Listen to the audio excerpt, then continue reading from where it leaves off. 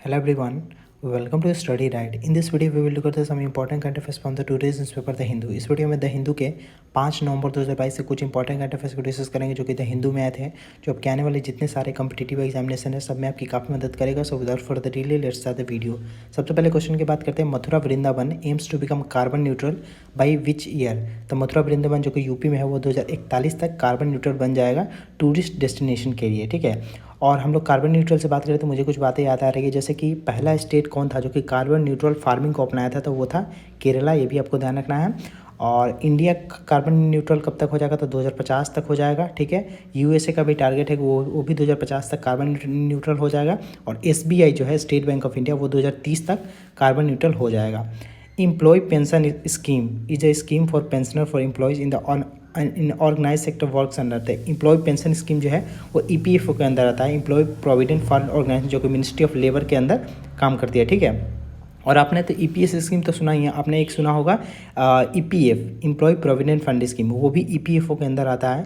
तो employ provident fund scheme में ये है कि मतलब जिस ऑर्गेनाइजेशन में 20+ एम्प्लॉय वगैरह हैं वहाँ पे ईपीएफ जो एम्प्लॉय प्रोविडेंट फंड स्कीम है वो लागू करना ही है, जिनकी सैलरी 15,000 तक है. ठीक है, लेकिन अभी ये सुप्रीम कोर्ट ने फैसला लिया है कि जो ईपीएफ जो स्कीम है जो कि 15,000 वाला जो दायरा था उसको हटा के सबके लिए अप्लाई कर देना है. An Indian citizen residing outside, मतलब कोई भी इंडियन सिटीजन जो कि आउटसाइड रहता है तो एनआरआई कब डिक्लेयर किया जाता है, एक फिनेंशियल ईयर में वो कितने दिन तक भारत से बाहर रहा, तो 183 डेज तक के लिए अगर बाहर रहता है तो उसको हम लोग एनआरआई डिक्लेयर करते हैं. Which month recorded the second highest collection of GST, ये इंपॉर्टेंट है. तो अक्टूबर 2022 है, ये 21 नहीं 2022.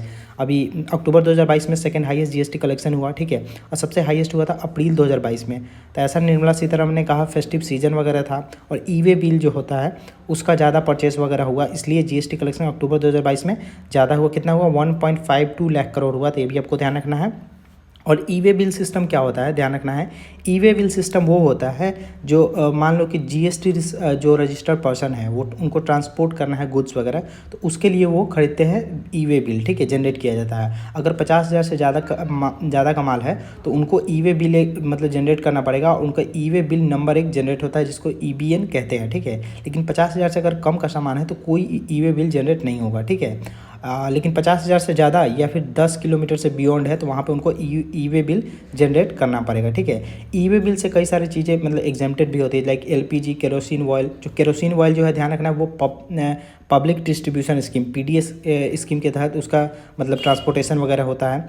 पोस्टल जो बैगेज वगैरह होता है वो डिपार्टमेंट ऑफ पोस्ट के तहत, और ज्वेलरी वगैरह जो होता है ये सब एग्जेम्प्टेड है ई वे बिल से, इसमें ई वे बिल का लगेगा नहीं. ठीक है, और ई वे बिल वैलिड कब तक के लिए होता है, तो अगर आपको 100 किलोमीटर तक जाना है तो ई वे बिल 1 दिन के लिए वैलिड होगा. अगर 200 है तो 2 दिन, और 300 है तो 3 डेज़ के लिए ई वे बिल वैलिड होगा. तो ये सारी बातें आपको ध्यान रखनी है.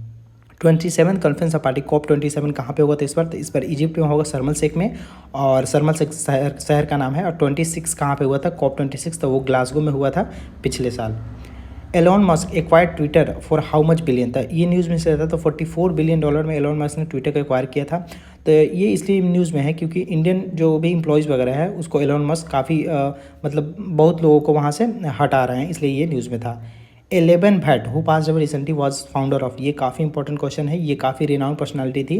तो ये सेल्फ एम्प्लॉयड वुमेंस एसोसिएशन की फाउंडर थी, ये गांधीयन थी और ये एक्टिविस्ट थी, इसलिए आपको ये बात ध्यान रखनी है कि ये कौन थी. ये काफ़ी इंपॉर्टेंट क्वेश्चन है, आपके एग्जाम में डेफिनेटली आएगा. ठीक है, नेशनल ट्राइबल डांस फेस्टिवल कहाँ पे होगा, तो ये छत्तीसगढ़ में सेलिब्रेट होगा. कहाँ पे, रायपुर में ये स्टार्ट होगा.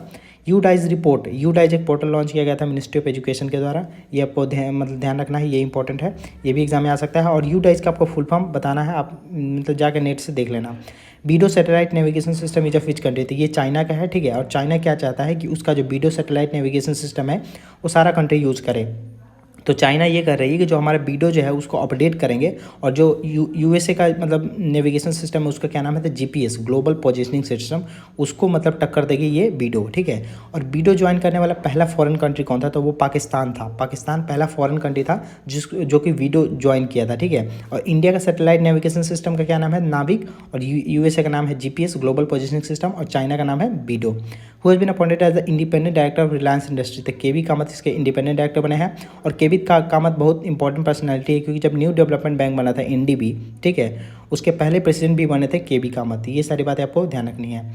G7 countries include, G7 countries में कौन कौन कंट्री होते हैं, तो यहाँ पे मैंने आप लिखा है, लेकिन मैं आपको एक ट्रिक बताता हूँ। आपको ध्यान रखना है जूस GF, JUICE ठीक है। J फॉर हो गया जापान, U फॉर हो गया USA, I फॉर हो गया इटली, C फॉर हो गया कनाडा, E फॉर इंग्लैंड जिसको हम लोग UK कहते हैं, फिर G फॉर हो गया जर्मनी और F फॉर हो गया फ्रांस। ये सारी बात आपको ध्यान रखनी है। G7 कंट्रीज ऐसा आपको एकदम डेफिनेटली याद रहेगा। How many biosphere reserve in India, तो टोटल 18 बायोस्फीयर रिजर्व है, ठीक है। लेकिन इसमें से जो 12 बायोस्फीयर रिजर्व है वो कि man and biosphere reserve programme जो है यूनेस्को का, जो कि 1971 में लॉन्च किया गया था, उसके तहत total 12 man and biosphere reserve programme मतलब हैं इंडिया में। RBI mandated to report to government on reasons of breaching the upper limit of inflation, ये काफ़ी इंपॉर्टेंट है और ये आपके एग्जाम में किसी भी एग्जाम में आए, UPSC तक में ये डेफिनेटली आएगा। अगर RBI ने मतलब गवर्नमेंट ने ये कहा है कि जो 4+-2 का जो मतलब दायरा है RBI का इन्फ्लेशन का, वो कितने क्वार्टर तक अगर ब्रीच होगा तो वो गवर्नमेंट को रिपोर्ट करना है, उसका क्या कारण है। तो 3 क्वार्टर तक अगर वो ब्रीच रहा है तो वो गवर्नमेंट को रिपोर्ट करना है। तो इस वीडियो में इतना ही। आने वाले वीडियो में और क्वेश्चन देखें। If you like the video, do like the video and also subscribe channel, share with the friend. Good bye, see you in the